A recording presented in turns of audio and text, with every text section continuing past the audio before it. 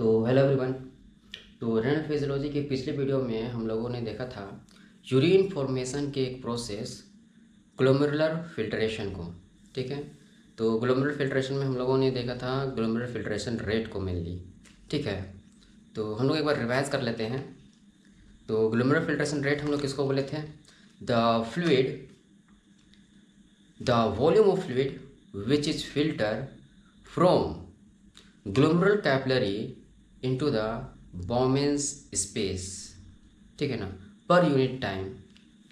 तो इसको हम लोग बोलते थे ग्लोमेरुलर फिल्ट्रेशन रेट। ठीक है ना, और ये काम हो रहा था इन द इन्फ्लुएंस ऑफ मेरा फिल्ट्रेशन कोफिशिएंट और नेट फिल्ट्रेशन प्रोसेस के प्रेजेंस में। ठीक है, तो हम लोगों ने पिछले बार देखा था क्या क्या, हम थोड़ा सा रिवाइज कर लेते हैं लिख के एक बार। ठीक है ना, तो ग्लोमेरुलर फिल्ट्रेशन रेट को हम लोगों ने अच्छे तरीके से देखा था। ठीक है ना, तो ग्लोमेरुलर फिल्ट्रेशन रेट किस पे डिपेंड करता था? ग्लोमेरुलर फिल्ट्रेशन रेट मेरा दो चीज़ पे डिपेंड करता था। ठीक है, एक था मेरा क्या, नेट फिल्ट्रेशन प्रेशर,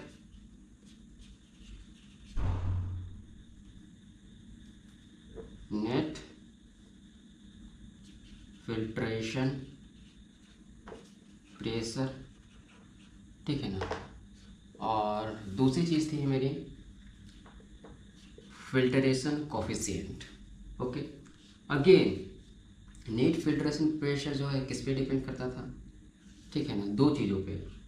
पहला कौन, the pressure which favour the glomerular filtration rate.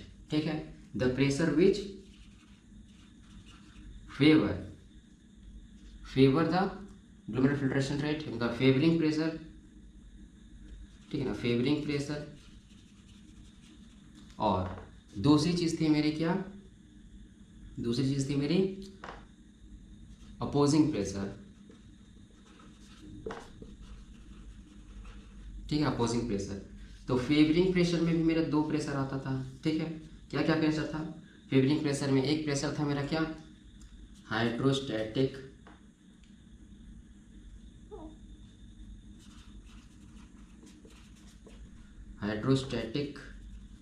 Pressure of glomerular capillaries. ठीक है ना, और दूसरा प्रेशर था मेरा क्या, मेरा था oncotic pressure of Bowman's capsule या फिर बॉमेंस स्पेस बोल सकते हैं। तो नॉर्मली ये 0 होता था। ठीक है, और hydrostatic pressure of glomerular capillary ये था मेरा 50। तो टोटल मेरा फेवरिंग प्रेशर कितना था? टोटल मेरा फेवरिंग प्रेशर था 50। ओके, उसी तरह अपोजिंग प्रेशर का क्या था मेरा? अपोजिंग प्रेशर भी मेरा दो था। क्या क्या था अपोजिंग प्रेशर? अपोजिंग प्रेशर में पहला था मेरा ऑन्कोटिक, मतलब कि ऑन्कोटिक या फिर हम लोग बोलते हैं colloidal osmotic pressure of glomerular capillary, जो कि कितना था मेरा? जो कि था मेरा लगभग 30 mm ऑफ Hg। ठीक है, यहाँ भी लिखेंगे हम लोग 50 mm ऑफ Hg। ओके, अच्छा, और दूसरा क्या था मेरा अपोजिंग प्रेशर में? अपोजिंग प्रेशर में मेरा दूसरा था hydrostatic pressure of Bowman's capsule या फिर बॉमेंस स्पेस, जो कि था मेरा 10 mm ऑफ Hg। ठीक है, जो था मेरा 10 mm ऑफ Hg। तो टोटल मेरा आ जाता है यहाँ पे अपोजिंग प्रेशर को देखेंगे तो कितना आ जाता है 40 mm ऑफ Hg। तो हम लोग देखे थे कि जो मेरा नेट फिल्ट्रेशन प्रेशर आ जाएगा वो आ जाएगा मेरा 10 mm ऑफ Hg। ठीक है, ये थे कहते हैं। अच्छा, अब देखते हैं कि मेरा फिल्ट्रेशन कोफिशिएंट है ये किस पे डिपेंड करता है। तो ये भी मेरा दो चीज़ पे डिपेंड करता था। ठीक है, पहला जो था वो था मेरा हाइड्रोलिक कंडक्टिविटी। ठीक है ना, हाइड्रोलिक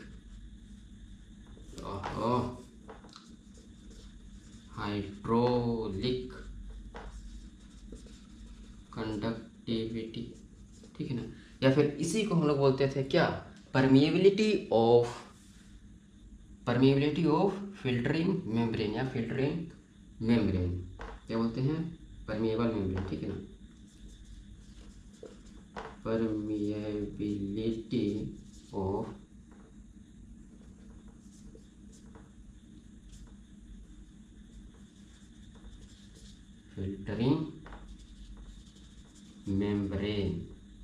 ठीक है। और इसका दूसरा जो कंपोनेंट था, दूसरा जिस चीज़ पे ये डिपेंड कर रहा था वो था मेरा total surface area of, total surface area of पर क्या बोलते हैं, फिल्टरिंग मेम्ब्रेन।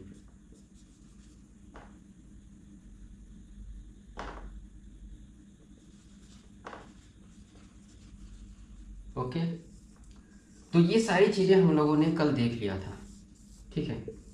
तो आज हम लोग देखेंगे, आज हम लोग का जो मेन फोकस रहेगा वो इस चीज़ पे रहेगा कि कौन कौन से ऐसे सरकमस्टांसेस है, ठीक है ना, और कैसे कैसे हमारा ये जो कंपोनेंट है वो ऑल्टर करता है, ठीक है ना, कैसे हमारा और किस सरकमस्टांसेस में हमारा जो है हाइड्रोस्टैटिक प्रेशर और ग्लोमेरुलर कैपिलरी ऑल्टर करता है, किस कंडीशन में हमारा ये जो है अपोजिंग प्रेशर का कंपोनेंट जो है वो ऑल्टर करता है, और किस कंडीशन में हमारा हाइड्रोलिक कंडक्टिविटी जो है वो ऑल्टर करता है, और किस कंडीशन में हम लोग का total surface area of filtering membrane है वो ऑल्टर करता है। और ये सब के अल्टर करने के कारण हमारा जो GFR है वो किस तरह से इफेक्ट होता है, ये हम लोगों का आज मेन जो फोकस है, मतलब मेन जो हम लोग का उद्देश्य है, इन चीज़ों को देखना है, ठीक है। तो सबसे पहले हम लोग आज शुरू करते हैं। आज हम लोग देखेंगे उस कंडीशन को जिसमें मेरा हाइड्रोलिक कंडक्टिविटी और टोटल सरफेस एरिया और फिल्टरिंग मेम्ब्रेन जो है वो ऑल्टर हो रहा है, और जिससे कि मेरा फिल्ट्रेशन कोफिशिएंट ऑल्टर हो रहा है, और जिससे कि मेरा GFR ऑल्टर होगा, ठीक है। चलिए तो देखते हैं। हम लोग देखेंगे क्या सबसे पहले, फिल्टरेशन कोफिशिएंट। तो जैसे कि हम लोगों ने देखा कि फिल्ट्रेशन कोफिशिएंट मेरा अभी डिपेंड कर रहा है दो चीज़ में। पहला है हाइड्रोलिक कंडक्टिविटी,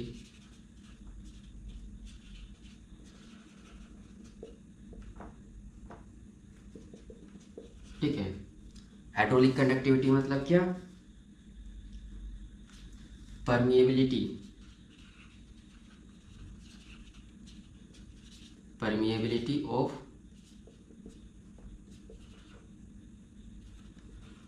फिल्टरिंग मेम्ब्रेन, ठीक है। और दूसरा जो है मेरा वो है मेरा total surface area, total surface area of filtering membrane. तो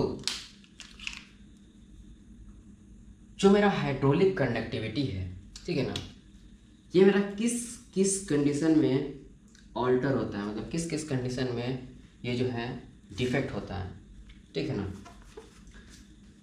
हाइड्रोलिक कंडक्टिविटी मतलब परमिएबिलिटी, ठीक है। परमिएबिलिटी मतलब क्या, जैसे कि हम लोग कल देखे थे कि जो मेरा मेम्ब्रेन है, ठीक है ना, ये मेम्ब्रेन है, ये जो मेरा परमिएबिलिटी मेम्ब्रेन है ये कितना परमिएबल है, जितना ज़्यादा परमिएबल होगा उतना ज़्यादा मेरा फिल्ट्रेट जो है वो मेरा ग्लोमेरुलर कैपिलरी से वोमेंस स्पेस में आएगा। अगर ये परमिएबिलिटी डिफर, मतलब कि ये परमिएबिलिटी जो है वो किसी वजह से कम हो जाता है, ठीक है ना, ये मेम्ब्रेन जो है वो किसी वजह से इसमें दिक्कत आ जाती है, तो मेरा परमिएबिलिटी घट जाएगा। तो क्या क्या कंडीशन में इस मेम्ब्रेन में दिक्कतें आ जाती है, इसके परमिएबिलिटी में दिक्कत आ जाती है। तो सबसे पहला कंडीशन है मेरा डायबिटीज मेलाइटस। क्या है, डायबिटीज मेलाइटस। डायबिटीज मेलाइटस में होता क्या है, डायबिटीज मेलाइटस में मेरा होता है कि यहाँ जो मेम्ब्रेन है उसमें प्रोटीनियस सब्सटेंसेस जो है वो एक्युमुलेट कर जाता है, ठीक है ना, उसका एक्युमुलेशन हो जाता है यहाँ मेम्ब्रेन में, जिसके कारण से मेरा फिल्ट्रेशन जो है वो प्रॉपरली नहीं हो पाता है, ठीक है ना। और एडवांस कंडीशन में डायबिटिक नेफ्रोपैथी में जो है वो कंडीशन सीवियर भी हो जाता है, ठीक है। तो एक है मेरा डायबिटिक नेफ्रोपैथी, दूसरा है मेरा हाइपरटेंशन, ठीक है ना। हाइपरटेंशन कंडीशन में भी जो है मेरा हाइपरटेंशन कंडीशन में जो ग्लोमेरुलर का जो थिकनेस है वो ऑल्टर कर जाता है, ठीक है ना। ग्लोमेरुलर का थिकनेस ऑल्टर कर जाता है, और तो और, ठीक है ना, यहाँ जो बेसमेंट मेम्ब्रेन है वो भी अल्टर कर जाता है, उसका भी जो स्ट्रक्चर है वो ऑल्टर कर जाता है, ठीक है ना। तो दोनों इफेक्ट हो जाता है हाइपरटेंशन में, जिससे कि मेरा परमेबिलिटी जो है वो कम हो जाता है, ठीक है ना। परमेबिलिटी में दिक्कत आ जाता है। तो इस कंडीशन से, इस वजह से यहाँ पे जो हमारे किडनी में है वो प्रॉब्लम्स आ जाते हैं, ठीक है। अच्छा, टोटल सरफेस एरिया में कब कब दिक्कत आ जाती है? पहला, यदि मेरा क्रोनिक पाइलोनेफ्राइटिस है, क्रोनिक पाइलोनेफ्राइटिस है, तो इस कंडीशन में क्या हो, इन्फ्लेमेशन के कारण जो है वो मेरा फाइब्रोसिस होने लगता है, ठीक है ना। अगर फाइब्रोसिस होने लगेगा तो क्या होगा, मेरा ग्लोमेरुलर जो है, मेरा नेफ्रॉन जो है वो काम नहीं कर पाएगा, और काम नहीं कर पाएगा तो ऑब्वियस सी बात है कि मेरा किडनी में surface area for working reduce कर जाएगा, ठीक है। अच्छा, दूसरा मेरा क्रोनिक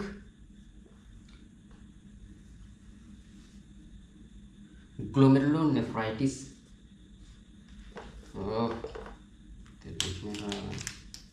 क्रोनिक ग्लोमेरुलोनेफ्राइटिस,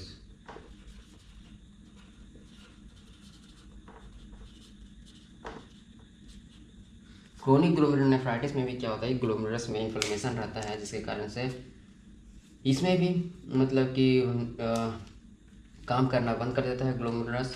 तो जिसके कारण से अगर ग्लोमेरुलस ही काम नहीं करेगा तो फिल्ट्रेशन के लिए वर्क करने का मेरा प्लेस घट जाएगा, और प्लेस घट जाएगा मतलब कि मेरा सरफेस एरिया घट जाएगा, ठीक है। तो ये सारे कंडीशंस है जिसके कारण मेरा फिल्ट्रेशन कोफिशिएंट जो है वो अफेक्ट होता है, और फिल्ट्रेशन कोफिशिएंट अगर अफेक्ट होगा तो ऑब्वियस सी बात है मेरा जीएफआर भी अफेक्ट होगा। तो इस कंडीशन में मेरा जीएफआर जो है वो कम हो जाता है, ठीक है ना। तो ये सारी ऐसा कंडीशन है जो मेरा बार बार मतलब कि ये सारी ऐसा कंडीशन है हमारा जो कि फ्रिक्वेंट समय में नहीं दिखता है, ये हमारा लॉन्ग टर्म सिचुएशंस है, लॉन्ग टर्म इफेक्ट है हमारे किडनी के लिए, ठीक है। तो फिल्ट्रेशन कोफिशिएंट किस किस कंडीशन में इफेक्ट होता है वो हम लोग देख लिए हैं। अब हम लोग देखेंगे कि नेट फिल्ट्रेशन प्रेशर जो है, ठीक है ना, वो उसका कंपोनेंट जो है कैसे कैसे अल्टर करता है किस किस कंडीशंस में, ठीक है। नेट फिल्ट्रेशन प्रेशर, तो नेट फिल्ट्रेशन प्रेशर का मेनली हम लोग 3 कंपोनेंट देखेंगे। पहला क्या, hydrostatic pressure of glomerular capillary, hydrostatic pressure of glomerular capillary, ये क्या था मेरा, कौन सा प्रेशर था, ये फेवरिंग प्रेशर था, ठीक है। ओके, हम लोग देखेंगे फिर colloidal osmotic pressure of glomerular capillary, ये कौन सा प्रेशर था मेरा, अपोजिंग प्रेशर था, ठीक है। और तीसरा हम लोग देखेंगे क्या, hydrostatic pressure of Bowman's space, ये मेरा कौन सा प्रेशर था, ये भी मेरा अपोजिंग प्रेशर था, ठीक है।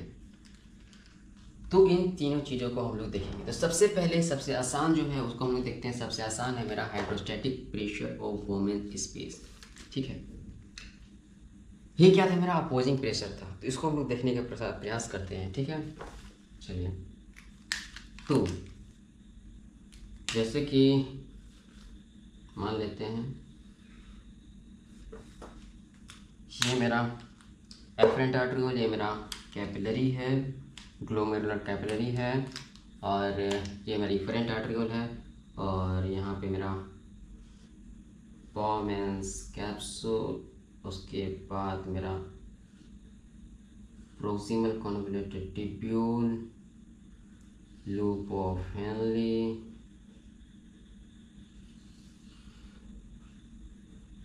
इधर मेरा डिस्टल कॉन्वोल्यूटेड ट्यूब्यूल, फिर इधर मेरा कलेक्टिंग डक्ट। चलिए, तो हाइड्रोस्टैटिक प्रेशर और बोमेंस स्पेस क्या होता है, यहाँ पर ही मेरा बोमेंस स्पेस में जितना भी मेरा फ्लूइड है, ठीक है ना, वो मेरा हाइड्रोस्टैटिक प्रेशर लगाएगा। ऑब्वियस सी बात है, हाइड्रोस्टैटिक प्रेशर अगर यहाँ फ्लूइड है तो वो मेरा लगाएगा, ठीक है। तो नॉर्मली जितना फिल्टर हो रहा है यहाँ पे, जितना यहाँ पे मेरा फ्लूइड रहता है नॉर्मली, वो मेरा हाइड्रोस्टैटिक प्रेशर जनरेट करता है, ठीक है ना।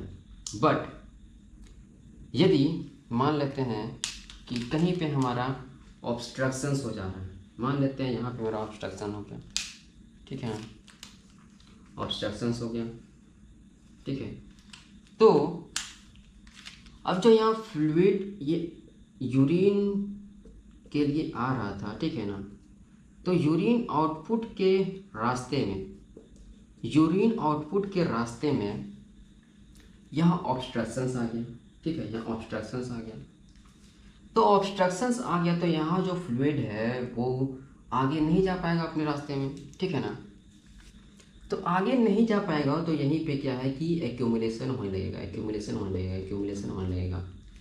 तो अब यदि ज़्यादा एक्यूमुलेशन होने लगेगा, ज़्यादा अमाउंट ऑफ फ्लूइड रहेगा, तो हाइड्रोस्टैटिक प्रेशर भी जो है हमारा वो क्या होगा, hydrostatic pressure of Bowman's capsule जो है, ठीक है ना, वो क्या हो जाएगा, इंक्रीज हो जाएगा। नॉर्मली कितना रहता है मेरा hydrostatic pressure of Bowman's capsule, 10 mm of Hg रहता है, ठीक है, 10 mm ऑफ मरकरी रहता है।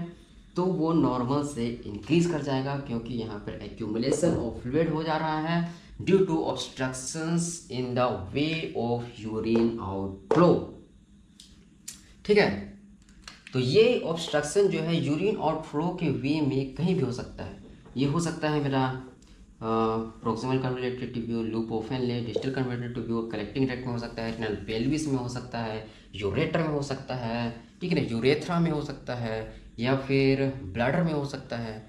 कहीं पे भी ऑब्स्ट्रक्शंस हो जाएगा तो उसके कारण से यहाँ फ्लूइड एक्यूमुलेशन होने लगेगा मेरा बोमेंस कैप्सूल में, और फ्लूइड एक्यूमुलेशन अगर बोमेंस कैप्सूल में होगा तो फिर मेरा hydrostatic pressure of Bowman's capsule है जो इंक्रीज कर जाएगा।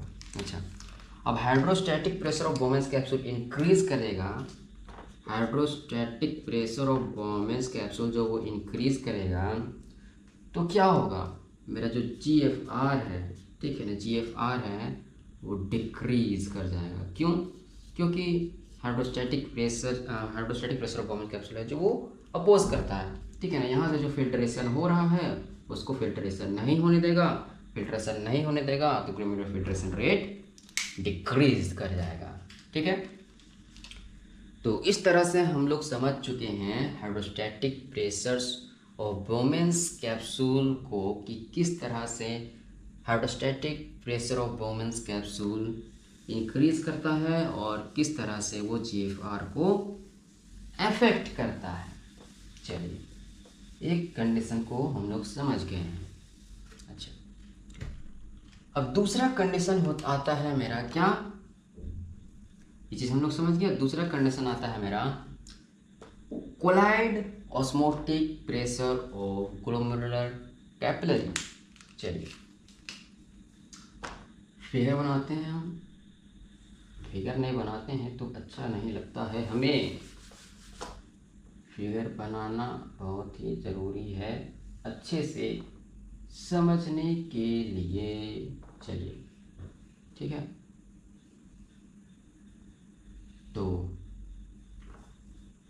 ये है हमारा क्या, एफरेंट आर्ट्रियोल,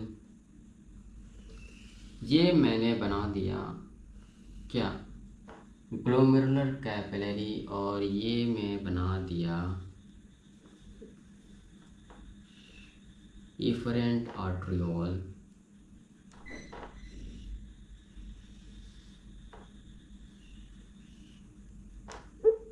ठीक है, ये है मेरा एफरेंट आर्ट्रियोल, ये है मेरा एफरेंट आर्ट्रियोल। ओके, चलिए यहाँ पे अपन लोग बनाते हैं बोमेंस कैप्सूल। फिर जैसे कि हम सब जानते हैं प्रोक्सिमल कन्वर्टर ट्यूब्यूल बनाएंगे हम, फिर लूप ऑफ हेनली बनाएंगे हम, फिर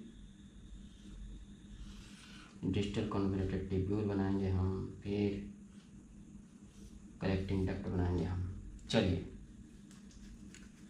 तो हम लोग बात कर रहे हैं किसका, हम लोग बात कर रहे हैं दूसरे नंबर पे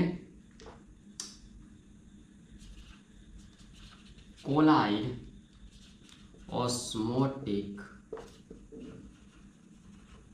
प्रेशर, कि कैसे किस कंडीशन में मेरा कोलाइड ऑस्मोटिक प्रेशर इफेक्ट होता है और कोलाइड ऑस्मोटिक प्रेशर के इफेक्ट होने से किस तरह से हमारा जीएफआर इफेक्ट होता है, ये हम लोग देखने का भी प्रयास करेंगे।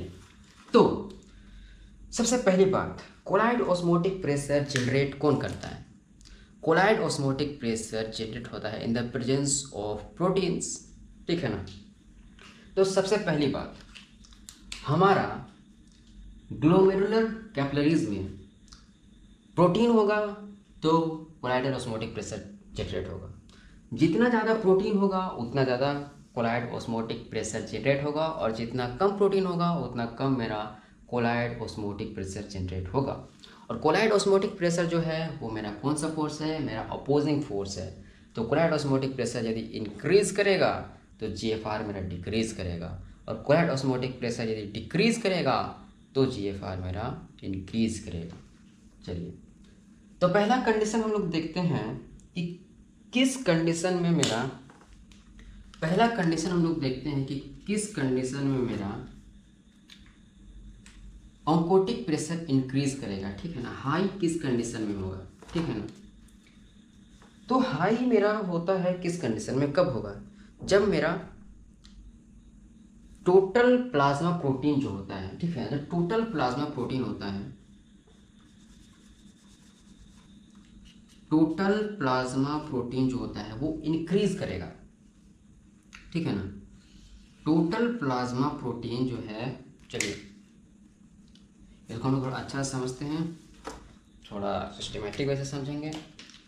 तो कोलाइडल ऑस्मोटिक प्रेशर मेनली मेरा डिपेंड करता है टू थिंग्स में। पहला है मेरा टोटल प्लाज्मा प्रोटीन, और दूसरा है मेरा फिल्ट्रेशन फ्रैक्शन। क्या? Filtration fraction.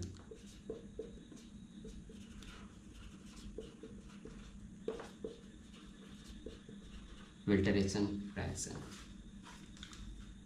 तो पहले हम लोग देते हैं टोटल प्लाज्मा प्रोटीन कैसे कैसे इफेक्ट होता है और जिससे कोलाइडल ऑस्मोटिक प्रेशर कैसे कैसे ऑल्टर करता है, ठीक है ना। तो अगर टोटल प्लाज्मा प्रोटीन इंक्रीज करेगा, ठीक है, तो मेरा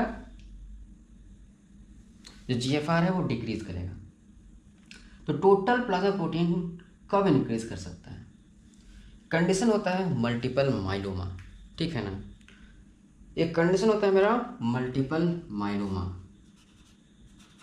तो मल्टीपल माइलोमा कंडीशन में क्या होता है कि मेरा जो प्लाज्मा सेल्स है ब्लड में वो एबनॉर्मल माइलोमा प्रोटीन का फॉर्मेशन करने लगता है। इसमें प्लाज्मा सेल्स का जो है मैलिग्नेंसी हो जाता है, ठीक है ना। इसमें क्या होता है, इसमें प्लाज्मा सेल्स का मैलिग्नेंसी हो जाता है, प्लाज्मा सेल्स का मैलिग्नेंसी हो जाता है। तो प्लाज्मा सेल्स के मैलिग्नेंसी होने के कारण जो है मेरा बहुत ज़्यादा अमाउंट में मेरा माइलोमा प्रोटीन का प्रोडक्शन होता है,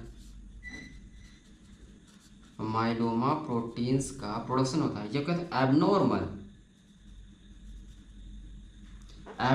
myeloma protein, abnormal myeloma protein का प्रोडक्शन होता है। तो टोटल प्लाज्मा प्रोटीन का जो मेरा अमाउंट है वो इंक्रीज कर जाएगा, ठीक है ना। टोटल प्लाज्मा प्रोटीन का अमाउंट क्या हो जाएगा, इंक्रीज कर जाएगा। देखिए, जो मेरा नॉर्मल प्लाज्मा प्रोटीन था, ठीक है ना, नॉर्मली जो टोटल प्लाज्मा प्रोटीन था, नॉर्मली जो मेरा टोटल प्लाज्मा प्रोटीन था, इसमें मेरा एबनॉर्मली, ठीक है ना, नॉर्मल टोटल प्लाज्मा प्रोटीन में abnormal myeloma proteins, abnormally produce myeloma protein जो है वो इंक्लूड हो गया। तो टोटल प्लाज्मा प्रोटीन का अमाउंट जो है नॉर्मल प्लस एबनॉर्मल प्रोटीन को मिला के हमारा क्या हो गया, इंक्रीज हो गया, ठीक है ना। अब इंक्रीज हो गया मेरा टोटल प्लाज्मा प्रोटीन का अमाउंट हमारा ग्लोमेरुलर कैपिलरी में, ठीक है ना। तो यहाँ का जो मेरा कोलाइडल ऑस्मोटिक प्रेशर था वो ऑब्वियस सी बात है इंक्रीज कर जाएगा। और अगर कोलाइडल ऑस्मोटिक प्रेशर हमारा इंक्रीज कर गया तो जीएफआर जो है वो डिक्रीज कर जाएगा, ठीक है। तो एक कंडीशन को हम लोग समझ गए कि टोटल प्लाज्मा प्रोटीन जो है वो मेरा टोटल प्लाज्मा प्रोटीन जो है वो मेरा हाई हो जाता है किस कंडीशन में, किस कंडीशन में, मल्टीपल माइलोमा के कंडीशन में, ठीक है ना। मल्टीपल माइलोमा के कंडीशन में टोटल प्लाज्मा प्रोटीन है जो हाई हो जाता है, ठीक है ना। इसमें प्लाज्मा प्रोटीन का मैलिग्नेंसी हो जाता है जिससे कि मेरा myeloma protein abnormally myeloma protein का प्रोडक्शन हो जाता है, जिससे कि मेरा amount of total plasma protein का अमाउंट जो है वो इंक्रीज कर जाता है, ठीक है। तो ये कंडीशन हम लोग देख लिए। अब हम लोग देखते हैं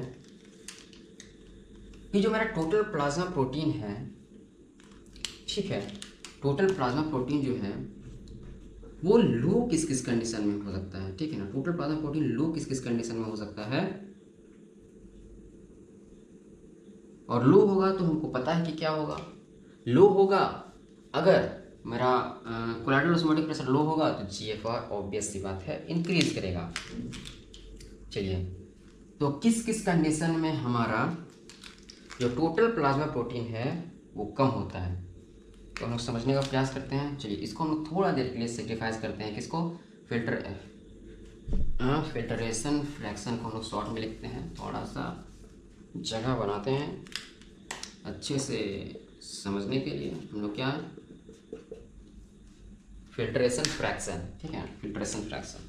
तो हम लोग समझेंगे किस किस कंडीशन में टोटल प्लाज्मा प्रोटीन है वो डिक्रीज करता है। चलिए समझने का प्रयास करते हैं। मान लेते हैं कि ये है मेरा सर्कुलेटरी सिस्टम, ठीक है, यहाँ है मेरा लीवर, यहाँ है अपना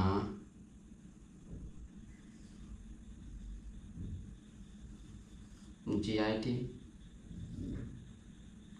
और यहाँ है अपना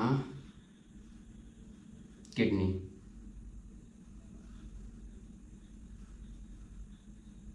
ठीक है। चलिए, तो सबसे पहला जो कंडीशन होगा मैं टोटल प्लाज्मा प्रोटीन कम होने का, पहला कि हम प्रोटीन इंटेक ही नहीं कर रहे हैं, समझे। तो प्रोटीन एनर्जी माल न्यूट्रिशन, ठीक है ना, प्रोटीन एनर्जी माल न्यूट्रिशन है। अगर प्रोटीन हम ले ही नहीं रहे हैं बॉडी में तो ऑब्वियस सी बात है कि प्रोटीन का कमी हो जाएगा हमारे बॉडी में। तो पहला कंडीशन तो ये हो गया, ठीक है, लो होने का पहला कंडीशन क्या हो गया, प्रोटीन एनर्जी माल न्यूट्रिशन, ठीक है।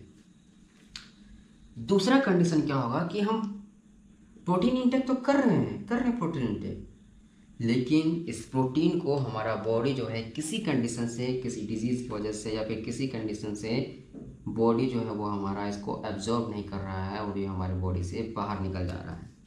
तो इस कंडीशन में भी मेरा क्या होगा, इस कंडीशन में भी मेरा प्रोटीन जो है वो हमारी बॉडी में कम हो जाएगा।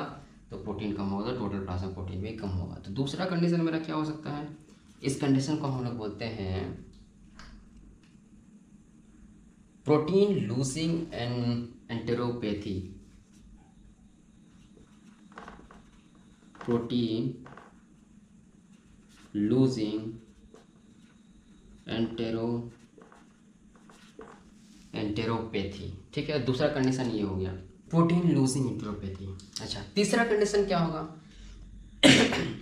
तीसरा कंडीशन होगा कि ये बॉडी जो है वो मेरा प्रोटीन का एब्जॉर्प्शन कर रहा है, ठीक है, प्रोटीन का एब्जॉर्प्शन कर रहा है। प्रोटीन को एब्जॉर्ब करके मेरा कहाँ भेजेगा, सर्कुलेटरी सिस्टम में, सर्कुलेटरी सिस्टम में जाता है, ठीक है ना। ये किस तरह से एब्जॉर्प्शन होता है, प्रोटीन का एब्जॉर्प्शन होता है, फिर वो एमाइनो एसिड में टूटता है। तो एमाइनो एसिड मेरा जाएगा सर्कुलेटरी सिस्टम में, फिर ये एमाइनो एसिड जाएगा सर्कुलेटरी सिस्टम के द्वारा किडनी में, फिर किडनी इसको मेरा जो है वो चेंज करता है प्लाज्मा प्रोटीन में, और फिर वो सर्कुलेटरी सिस्टम में भेजता है। लेकिन यहाँ पे यदि लीवर ही काम नहीं कर रहा है, ठीक ना, हम लोग क्या देखें, अभी क्या देख रहे हैं, तीसरा कंडीशन में हम लोग क्या देख रहे हैं कि हमारे जीआईटी से एब्जॉर्प्शन ऑफ प्रोटीन हो रहा है, ठीक है ना। तो किस रूप में होता है, अमाइनो एसिड के रूप में एब्जॉर्प्शन हुआ, ठीक है ना। उसको तोड़ता है प्रोटीन को, अमाइनो एसिड में चेंज करता है। तो वो अमाइनो एसिड जो है मेरे सर्कुलेटरी सिस्टम के सहारे जाता है लीवर में, और लीवर जो है वो हमारा चेंज करता है इस अमाइनो एसिड को प्लाज्मा प्रोटीन में। लेकिन यदि लीवर ही काम नहीं कर रहा है, ठीक है ना, तो लीवर काम नहीं कर रहा है तो ये अमाइनो एसिड का ये प्लाज्मा प्रोटीन में कन्वर्जन नहीं कर पाएगा। तो यदि सिरोसिस ऑफ लीवर हो गया है तो भी जो है मेरा प्लाज्मा प्रोटीन का कमी हो जाएगा बॉडी में। तो तीसरा जो क्या है, cirrhosis of liver, cirrhosis of liver, ठीक है, सिरोसिस ऑफ लीवर हो गया है तो भी जो है वो हमारा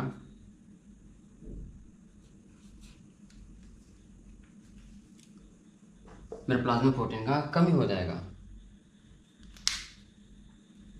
ठीक है। अच्छा, चौथा कंडीशन क्या हो सकता है, चौथा कंडीशन मेरा ये हो सकता है कि अब मेरा ये प्लाज्मा प्रोटीन तो मान लेते हैं कि कन्वर्ट कर भी दिया मेरा, अगर मेरा लीवर ठीक है तो प्लाज्मा प्रोटीन बन भी गया, लेकिन क्या करता है कि मेरा ग्लोमेरुलस से, ठीक है ना, ग्लोमेरुलस से ये जो प्लाज्मा प्रोटीन है वो फिल्टर हो जा रहा है, किसी कारण से यहाँ पे डिफेक्ट हो जा रहा है मेरा फिल्टरिंग मेम्ब्रेन में, और ये फिल्टरिंग मेम्ब्रेन में डिफेक्ट होने के कारण जो प्लाज्मा है जिसको फिल्टर नहीं होना चाहिए वो फिल्टर होके हमारे बॉडी से बाहर निकल जा रहा है। तो इस कंडीशन को हम लोग बोलते हैं प्रोटीन लूजिंग ग्लोमेरुलोपैथी। क्या बोलते हैं, मतलब कि ग्लोमेरुलस में डिफेक्ट होने के कारण जो प्रोटीन लूज हो रहा है उसको हम लोग बोलते हैं protein losing glomerulopathy, protein losing glomerulopathy. चलिए, तो ये चार कंडीशन है जिस कंडीशन में मेरा प्रोटीन का कमी हो सकता है हमारे बॉडी में, प्लाज्मा प्रोटीन का कमी हो सकता है हमारे बॉडी में, जिसके कारण से हमारा जीएफआर है जो अफेक्ट होगा, ठीक है। तो कोलाइडल ऑस्मोटिक प्रेशर में हम लोग टोटल प्लाज्मा प्रोटीन को देख लिए कि टोटल प्लाज्मा प्रोटीन कैसे कैसे हाई हो रहा है और कैसे कैसे लो हो रहा है, और इस हाई और लो होने के कारण, टोटल प्लाज्मा प्रोटीन के हाई और लो होने के कारण कोलाइडल ऑस्मोटिक प्रेशर जो है वो चेंज होगा। अगर लो होगा तो ऑब्वियस सी बात है कि कोलाइडल ऑस्मोटिक प्रेशर अगर लो हो गया है, अगर टोटल प्लाज्मा प्रोटीन लो होगा तो कोलाइडल ऑस्मोटिक प्रेशर भी लो होगा, कोलाइडल ऑस्मोटिक प्रेशर लो होगा तो जीएफआर इंक्रीज करेगा, और अगर हाई होगा कोलाइडल ऑस्मोटिक प्रेशर तो जीएफआर डिक्रीज करेगा। अच्छा, अब हम लोग समझने का प्रयास करते हैं फिल्टरेशन फ्रैक्शन। सबसे पहले हम जानते हैं कि फिल्टरेशन फ्रैक्शन किसको बोलते हैं, ठीक है। तो फिल्टरेशन फ्रैक्शन हम लोग बोलते हैं कि वो फ्रैक्शन, ठीक है ना, जो मेरा प्लाज्मा फ्लो से फिल्टरेट हो जा रहा है उसी को हम लोग बोलते हैं फिल्टरेशन फ्रैक्शन। किसको बोलते हैं, देखिए यहाँ से मेरा आ रहा है प्लाज्मा, यहाँ से आ रहा है मेरा प्लाज्मा, ठीक है ना, और इस प्लाज्मा से नॉर्मली कितना प्लाज्मा आता है मेरा 600 ml आता है प्लाज्मा। तो इस प्लाज्मा से जितना फ्रैक्शन ऑफ अमाउंट, ठीक है ना, जितना फ्रैक्शन ऑफ अमाउंट मेरा फिल्टर होता है उसी को हम लोग बोलते हैं फिल्टरेशन फ्रैक्शन। तो यहाँ से नॉर्मली जो फिल्टरेशन होता है फ्रैक्शन का वो अमाउंट होता है 120 ml, मतलब 20%, ठीक है, 20%, 20% ऑफ फ्रैक्शन जो है मेरा फिल्टर होता है आउट ऑफ टोटल जो मेरा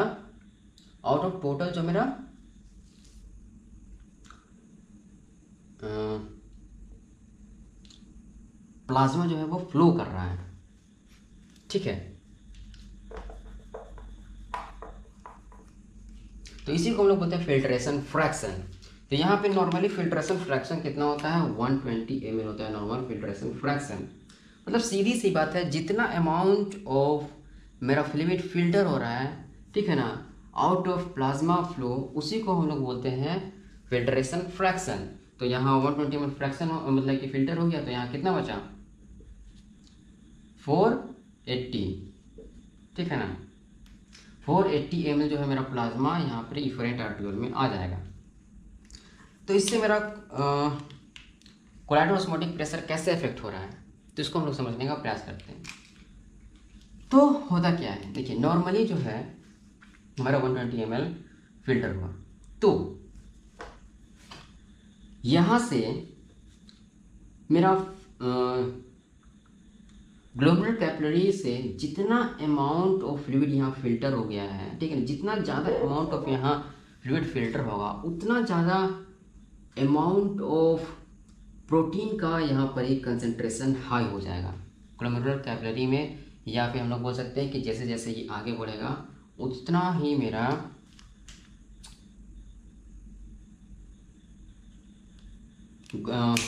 प्लाज्मा प्रोटीन का कंसंट्रेशन हाई हो जाएगा, ठीक है ना। मतलब हम समझे कि नहीं समझे, देखिए यदि यहाँ से मेरा फ्लो कर रहा है क्या, प्लाज्मा, ठीक है, तो प्लाज्मा में तो मेरा प्रोटीन्स भी है, फ्लूइड्स भी है, ठीक है ना। तो प्रोटीन्स जो है उसका जो मेरा साइज रहता है वो बड़ा रहता है, ठीक है ना। प्रोटीन्स का साइज मेरा बड़ा रहता है। मान लेते हैं ये क्या है, ये मेरा ग्लोमेरुलर कैपिलरी है, ठीक है ना। यहाँ से फ्लो कर रहा है मेरा क्या, प्लाज्मा फ्लो हो रहा है यहाँ से, मान लेते हैं। तो यहाँ से मेरा फ्लूइड जो है वो फिल्टर कर रहा है, ठीक है ना, फ्लूइड फिल्टर कर रहा है। तो फ्लूइड फिल्टर कर रहा है, तो यहाँ पे जितना अमाउंट ऑफ मेरा प्लाज्मा प्रोटीन है उसका कंसंट्रेशन तो हाई हो रहा है ना। यहाँ पे सिंपल सी बात है, यदि फ्लूइड को हम लोग यहाँ से निकाल देंगे तो मेरा जो प्रोटीन का कंसंट्रेशन है वो ऑब्वियस सी बात है क्या हो जाएगा, हाई हो जाएगा, ठीक है। प्रोटीन कंसंट्रेशन क्या हो जाएगा, हाई हो जाएगा। तो वही बात है, अब यहाँ से जितना ज़्यादा अमाउंट ऑफ फ्रैक्शन का फिल्टरेशन होगा उतना ही ज़्यादा अमाउंट ऑफ प्लाज्मा प्रोटीन का कंसंट्रेशन यहाँ पे हाई होगा, ठीक है। और यदि प्लाज्मा कंसंट्रेशन का हाई होगा, प्लाज्मा कंसंट्रेशन का अमाउंट यदि हाई होगा तो मेरा ऑन्कोटिक प्रेशर जो है इंक्रीज कर जाएगा, कोलाइडल ऑस्मोटिक प्रेशर जो है वो इंक्रीज कर जाएगा। और कोलाइडल ऑस्मोटिक प्रेशर यदि इंक्रीज कर जाएगा तो क्या होगा, मेरा GFR जो है वो डिक्रीज कर जाएगा। मान लेते हैं यहाँ पे 600 ml बह रहा था, उसमें से 20 मेरा फिल्टर हुआ तो 480 यहाँ गया। अब मान लेते हैं 600 यहाँ बह रहा था भाई प्लाज्मा, ठीक है ना, उसमें से मान लेते हैं कि 300 ml मेरा मान लेते हैं कि फिल्टर हो गया, या 200 ml फिल्टर हो गया फ्लूइड। अगर 200 ml फ्लूइड फिल्टर हो गया तो इधर क्या कितना जाएगा मेरा, 400, ठीक है। 300 ml फिल्टर हो गया तो मेरा कितना जाएगा इधर, 300, ठीक है, 300। तो भाई 300 ml ऑफ सॉल्यूशन में मेरा प्रोटीन का जो कंसंट्रेशन है वो तो बहुत ज़्यादा हाई हो जाएगा ना। तो यहाँ से मान लेते हैं कि बहुत ज़्यादा फिल्टर हो गया, यहाँ से बहुत ज़्यादा फिल्टर हो गया, यहाँ से बहुत ज़्यादा फिल्टर हो गया, तो इधर जो अमाउंट हो, मान लेते हैं कि इतना ही मेरा 300 ml ऑफ फ्लूइड फिल्टर हो गया, तो इधर जो मेरा अमाउंट ऑफ मेरा प्लाज्मा है वो तो बहुत ज़्यादा कंसंट्रेशन हो गया ना प्लाज्मा प्रोटीन का। तो इससे क्या होगा, इससे मेरा क्या हो जाएगा, ऑन्कोटिक प्रेशर जो है वो इंक्रीज कर जाएगा। और ऑन्कोटिक प्रेशर जो है मेरा इंक्रीज कर जाएगा तो GFR जो है वो मेरा डिक्रीज कर जाएगा। समझ में आया कि नहीं आया? चलिए अगर यहाँ तक समझ में आ गया है तो हम लोग अभी तक कोलाइडल ऑस्मोटिक प्रेशर को समझ चुके हैं। ठीक है, ये कोलाइडल ऑस्मोटिक प्रेशर कैसे अफेक्ट होता है, ठीक है ना, टोटल प्लाज्मा प्रोटीन से और फिल्ट्रेशन फ्रैक्शन से। चलिए, अब हमारा लास्ट बच गया है हाइड्रोस्टैटिक प्रेशर ऑफ क्या, hydrostatic pressure of glomerular capillary. ये कौन सा प्रेशर है, ये मेरा फेवरिंग प्रेशर है। अभी तक हम लोग देखे दो गो अपोजिंग प्रेशर, अब हम लोग देखेंगे फेवरिंग प्रेशर। तो ये मेरा बन गया एफरेंट आर्टरियोल और ये मेरा बन गया इफरेंट आर्टरियोल। ओके, यहाँ पे अपन बना दिया क्या, बॉयमैन्स कैप्सूल। चलिए, ये मेरा proximal convoluted tubule, loop of Henle, distal convoluted tubule and collecting duct. तो hydrostatic pressure of glomerular capillary, तो ये किस किस चीज़ से इफेक्ट होता है, तो ये मेनली तीन चीज़ से इफेक्ट होगा। सबसे पहला क्या है, सबसे पहला चीज़ है वो है मेरा सिस्टमिक ब्लड प्रेशर। ठीक है, सिस्टमिक ब्लड प्रेशर। दूसरा जो है मेरा एफरेंट आर्टरियोल में कैसे कैसे मेरा परिवर्तन आता है और उससे मेरा कैसे hydrostatic pressure of glomerular capillary differ करता है, वो हम लोग देखेंगे। और तीसरा है मेरा इफरेंट आर्टरियोल। चलिए तो हम लोग समझने का प्रयास करते हैं। सबसे पहली बात तो अगर सिस्टमिक ब्लड प्रेशर जो है मेरा, ठीक है, सिस्टमिक ब्लड प्रेशर है वो सीधी सी बात है कि अगर हाई होगा, ठीक है, सिस्टमिक ब्लड प्रेशर यदि सीधी सी बात है कि अगर हाई होगा तो ग्लोमेरुलर कैपिलरी का प्रेशर भी हाई होगा, और ग्लोमेरुलर कैपिलरी का प्रेशर यदि हाई होगा तो मेरा जीएफआर भी हाई होगा। और यदि सिस्टमिक ब्लड प्रेशर अगर कम होगा तो मेरा ग्लोमेरुलर कैपिलरी का भी प्रेशर कम होगा, और ग्लोमेरुलर कैपिलरी का प्रेशर कम होगा तो जीएफआर भी मेरा कम होगा। एक्चुअली ये बहुत कम ऐसे इफेक्ट होता है क्योंकि किडनी में इसका रेगुलेशन प्रोसेस खुद कर रहता है, जिससे कि मेरा सिस्टमिक ब्लड प्रेशर को कंट्रोल करने का इसके पास जो है वो टेक्निक्स होते हैं। इसीलिए ज़्यादा सिस्टमिक ब्लड प्रेशर के फ्लक्चुएशन होने से हमारा ग्लोमेरुलर कैपिलरी का प्रेशर फ्लक्चुएट नहीं होता है। ठीक है ना, तो फिर भी मैं रफली हम लोग एक थियोरेटिकली समझने का प्रयास किए हैं। ठीक है, तो अब हम लोग देखते हैं कि एफरेंट आर्टरियोल, ठीक है ना, एफरेंट आर्टरियोल में कैसे मेरा जो है चेंजेस आ सकते हैं। तो एफरेंट आर्टरियोल का मान लेते हैं कंस्ट्रिक्शन होता है। ठीक है, सबसे पहले हम लोग देखते हैं कि एफरेंट आर्टरियोल का कंस्ट्रिक्शन होगा। सबसे पहले हम लोग देखेंगे क्या एफरेंट आर्टरियोल का कंस्ट्रिक्शन।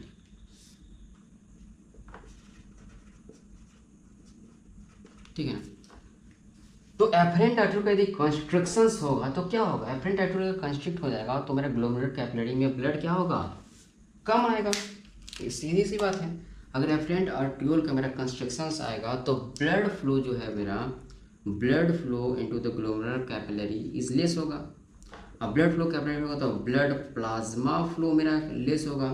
ठीक है ना, अब ब्लड प्लाज्मा फ्लो लेस होगा तो मेरा क्या होगा, तो मेरा hydrostatic pressure of glomerular capillary जो है वो कम हो जाएगा। और हाइड्रोस्टैटिक प्रेशर कम हो जाएगा तो मेरा क्या होगा, हाइड्रोस्टैटिक प्रेशर यदि कम होगा तो जीएफआर भी मेरा कम हो जाएगा, क्योंकि ये होता है मेरा फेवरिंग प्रेशर। ओके, चलिए एक हो गया मेरा कंस्ट्रक्शन देख लीजिए। अच्छा, अगर एफरेंट आर्टरियोल का मेरा डायलिटेशन होता है, ठीक है, एफरेंट आर्टरियोल का यदि मेरा डायलिटेशन होता है तो क्या होगा, तो एफरेंट आर्टरियोल का यदि डायलेटेशन होगा तो मेरा वही होगा, मेरा ब्लड फ्लो इंक्रीज़ कर जाएगा, ज़्यादा ब्लड आएगा या ज़्यादा ब्लड आएगा तो मेरा वही हो जाएगा, मेरा ब्लड प्लाज्मा फ्लो इंक्रीज़ कर जाएगा। ब्लड प्लाज्मा फ्लो इंक्रीज़ करने से मेरा हाइड्रोस्टैटिक प्रेशर इंक्रीज़ कर जाएगा, और हाइड्रोस्टैटिक प्रेशर इंक्रीज़ कर जाएगा तो ग्लोमेरुलर फिल्ट्रेशन रेट मेरा इंक्रीज़ कर जाएगा। ठीक है, चलिए इतना देर तक समझ में आ गया हम लोग को। अब देखते हैं कि कौन कौन सा फैक्टर है जो एफरेंट आर्ट्रियोल को कंस्ट्रक्शंस कराता है। कौन सा फैक्टर है, किस कंडीशन में ये कंस्ट्रक्शन करवाएगा। सबसे पहली बात, यदि इपिनेफ्रीन एंड नॉन इपिनेफ्रीन, इपिनेफ्रीन एंड नॉन इपिनेफ्रीन, ठीक है ना, इपिनेफ्रीन और नॉन इपिनेफ्रीन जो है वो यहाँ पे एफरेंट आर्ट्रियोल का कंस्ट्रिक्शंस करवाता है। ठीक है ना, ये मेनली इपिनेफ्रीन और जो नॉन एपिनेफ्रीन है वो वर्क करता है मेरा एफरेंट आर्ट्रियोल्स में, क्योंकि एफरेंट आर्ट्रियोल्स में ही एपिनेफ्रीन एंड नॉन एपिनेफ्रीन का रिसेप्टर्स रहता है बहुत मात्रा में, बहुत ज़्यादा मात्रा में। ठीक है ना, इसीलिए जो है मेरा ये एफरेंट आर्ट्रियोल को कंस्ट्रक्शंस करवाता है। ठीक है, तो पहला जो एपिनेफ्रीन और नॉन एपिनेफ्रीन जो है वो मेरा एफरेंट आर्ट्रियोल कंस्ट्रक्शन करवाता है। दूसरा जो है मेरा इंडोथिलीन,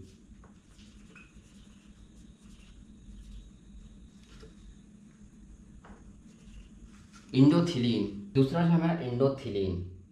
अच्छा से थोड़ा इसको लिख देते हैं। पहला जो कौन है,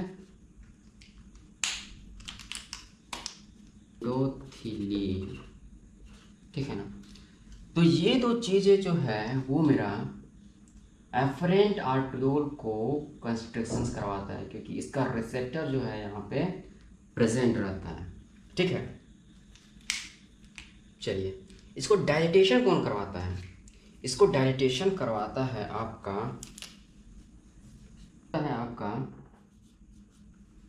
कौन, नाइट्रिक ऑक्साइड। ठीक है, ब्रेडिकाइनिन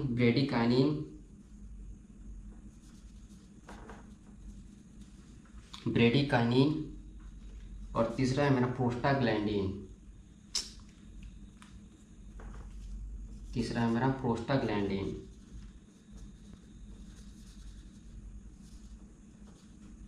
ठीक है ना, पीजी, दो प्रोस्टाग्लैंडिन, PGE2 एंड PGI2।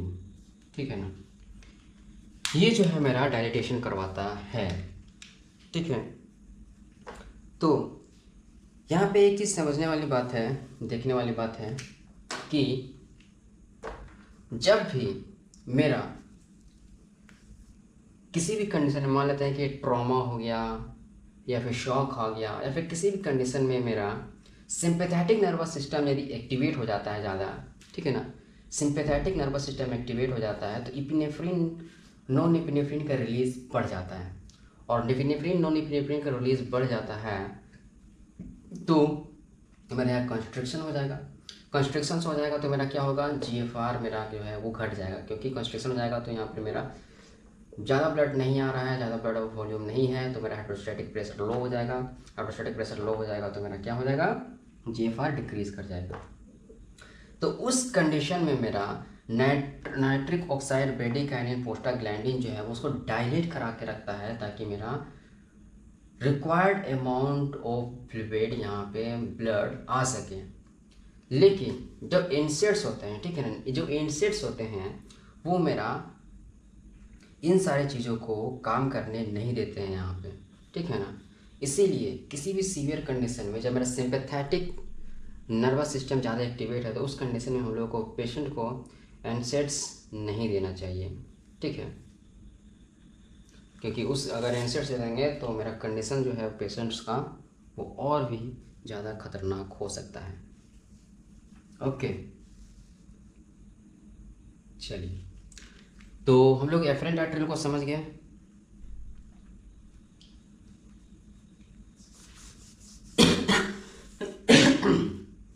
अब हम लोग समझने का प्रयास करते हैं किसको, इफरेंट आर्टरियोल्स को।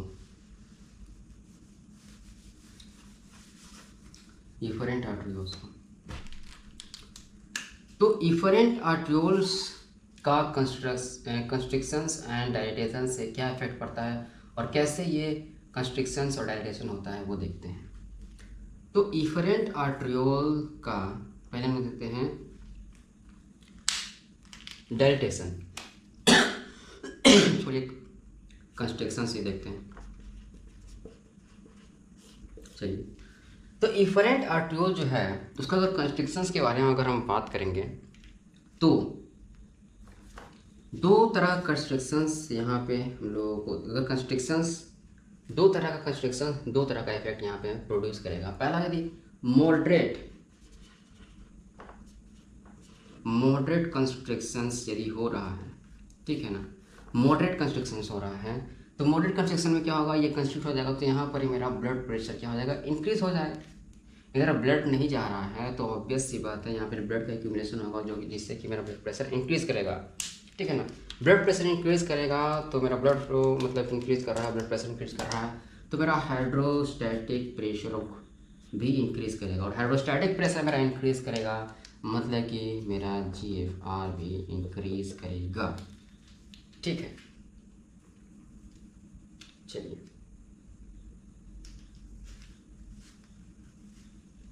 अब दूसरा कंडीशन हम लोग देखते हैं कि दूसरा कंडीशन अगर हम लोग यहाँ देखने का कोशिश करेंगे तो यदि अगर सीवियर कंस्ट्रिक्शंस हो जाता है, ठीक है, सीवियर कंस्ट्रक्शन यदि होता है तो क्या होगा, तो सीवियर कंस्ट्रक्शन होगा तो इधर से मेरा ब्लड फ्लो हो ही नहीं पाएगा और यहाँ से फिल्ट्रेशन भी होगा फिल्ट्रेशन भी होगा मेरा यहाँ से, ठीक है ना। लेकिन फिल्ट्रेशन तो मेरा सिर्फ फ्लूइड का होता है, ठीक है ना, सारा फिल्ट्रेशन फ्लूइड का मतलब सारा फ्लूइड फिल्ट्रेशन में रहेगा और यहाँ पर ही मेरा तो सीवियर कंस्ट्रक्शंस में यहाँ पे होता क्या है कि अगर सीवियर कंस्ट्रक्शंस हो जाएगा तो यहाँ पर फिल्ट्रेशन बहुत ज़्यादा होने लगेगा, मतलब फिल्ट्रेशन फ्रैक्शन जो है वो मेरा इंक्रीज़ कर जाएगा, ठीक है ना, क्योंकि इधर तो मेरा ब्लड बह नहीं रहा है, ठीक है ना, ब्लड बह नहीं रहा है तो बहुत ज़्यादा अमाउंट ऑफ फिल्ट्रेशन फ्रैक्शन यहाँ पर ही होने लगेगा, फिल्ट्रेशन फ्रैक्शन का अमाउंट बहुत ज़्यादा इंक्रीज़ हो जाएगा, ठीक है ना। तो फ्रैक्शन फिल्ट्रेशन यहाँ पे इंक्रीज़ हो जाएगा तो और यहाँ पे ब्लड जो है वो आगे जा भी नहीं रहा है तो जो मेरा बचा हुआ यहाँ पर ही ब्लड में जो कंपोनेंट रह जाएगा वो मेरा बचा हुआ क्या रह जाएगा मेरा बचा हुआ प्लाज्मा प्रोटीन्स, और प्लाज्मा प्रोटीन्स मेरा बचा हुआ रह जाएगा तो मेरा क्या है, जो मेरा कोलाइडल ऑस्मोटिक प्रेशर है वो मेरा इंक्रीज कर जाएगा, ठीक है। तो कोलाइडल ऑस्मोटिक प्रेशर इंक्रीज कर जाएगा तो मेरा GFR डिक्रीज कर जाएगा, ठीक है ना। तो यहाँ पर थोड़ा हम लोग को ये ध्यान देने की ज़रूरत है, ठीक है ना, क्योंकि सीवियर कंस्ट्रक्शंस हो रहा है तो मेरा सीवियर कंस्ट्रक्शंस होने से क्या हो रहा है मेरा एक तो मेरा हाइड्रोस्टैटिक प्रेशर जो है वो इंक्रीज़ कर गया। अब हाइड्रोस्टैटिक प्रेशर इंक्रीज़ कर जाएगा तो मेरा क्या है, फिल्ट्रेशन फ्रैक्शन मेरा इंक्रीज़ कर जाएगा और फिल्ट्रेशन फ्रैक्शन मेरा इंक्रीज़ कर जाएगा तो मेरा क्या है, यहाँ पर ही मेरा बचा रह जाएगा क्या, प्लाज्मा प्रोटीन जो है वो मेरा ग्लोमेरुलर कैपिलरीज में इंक्रीज़ कर जाएगा, जिससे क्या है मेरा ऑन्कोटिक प्रेशर, ठीक है ना, कोलाइडल ऑस्मोटिक प्रेशर जो है वो इंक्रीज़ कर जाएगा, जिससे क्या होगा मेरा GFR जो है वो डिक्रीज़ कर जाएगा। ये चीज़ समझना यहाँ पे बहुत इंपॉर्टेंट है कि अगर मॉडरेट कंस्ट्रक्शन हो रहा है तो सही है, ठीक है ना, मेरा हाइड्रोस्टैटिक प्रेशर इंक्रीज़ कर जा रहा है, हाइड्रोस्टैटिक प्रेशर इंक्रीज़ कर रहा है तो GFR इंक्रीज़ कर जा रहा है, आगे सब नॉर्मल है। लेकिन यदि सीवियर कंस्ट्रक्शन हो जा रहा है तो फिल्ट्रेशन फ्रैक्शन बहुत ज़्यादा बढ़ जा रहा है और इधर मेरा ब्लड का फ्लो भी नहीं होने पा रहा है तो मेरा यहाँ एक्यूमुलेशन ऑफ जो है प्लाज्मा प्रोटीन होने लग रहा है। तो एक्यूमुलेशन ऑफ प्लाज्मा प्रोटीन हो जाएगा तो मेरा drastically increase of colloidal osmotic pressure हो जाएगा, ठीक है ना, और कोलाइडल ऑस्मोटिक प्रेशर इंक्रीज हो जाएगा तो वो अपोजिंग फोर्स है वो क्या करेगा, मेरा GFR को डिक्रीज कर देगा, ठीक है। तो ये चीज़ें यहाँ पे होती है, ठीक है। तो ये देखिए, तो इसका कंस्ट्रक्शंस करवाता कौन है, ठीक है ना। तो जैसे कि यहाँ पे कंस्ट्रक्शंस करवा रहा था हम लोगों ने देखा ये एपिनेफ्रिन नॉनेफ्रिन एंडोथिलीन, ठीक है ना, तो एपिनेफ्रिन नॉनेफ्रिन के लिए ये ज़्यादा सेंसिटिव होता है। इसी तरह ये जो इफरेंट आर्ट्रियोल है वो मेरा सेंसिटिव होता है किसके लिए, इफरेंट आर्ट्रियोल जो है वो मेरा सेंसिटिव होता है मेरा किसके लिए? एंजियोटेंसिन 2, एंजियोटेंसिन 2 के लिए मेरा क्या है कि ये सेंसिटिव होता है। तो एंजियोटेंसिन 2 का यहाँ पर मेरा यहाँ पर रिसेप्टर रहता है जो कि इसको कॉन्स्ट्रिक्ट करवाता है, ठीक है। अच्छा, अब अगर हम एंजियोटेंसिन 2 रिसेप्टर ब्लोकर अगर दे देते हैं तो क्या हो जाएगा? एंजियोटेंसिन रिसेप्टर ब्लोकर अगर हम दे देते हैं तो मेरा जो है इफरेंट आर्टरियोल क्या हो जाएगा? डायलेट कर जाएगा, ठीक है ना। या फिर एस इनहिबिटर पे दे देते हैं तो उससे भी हमारा क्या है, एंजियोटेंसिन 2 का वर्क नहीं करता है, ठीक है ना। मतलब एस इनहिबिटर पे दे देते हैं तो मेरा इफरेंट आर्टरियोल जो है वो डायलेट कर जाता है, ठीक है ना। तो अगर ये डायलेटेशन होगा इसका,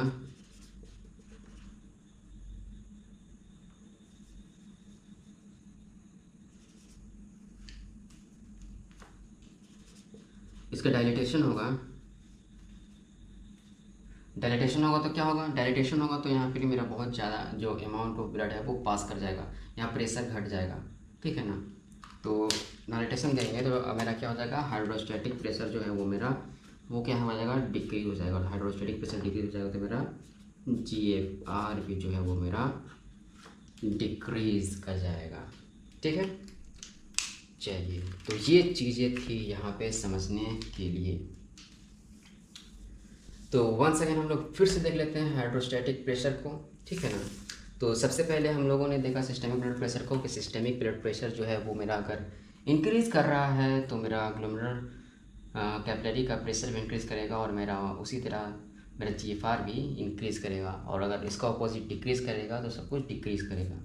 उसके बाद हम लोग एफरेंट आर्टरियल को देखिए कि एफरेंट आर्टरियल का अगर कंस्ट्रिक्शंस हो रहा है तो मेरा यहाँ पर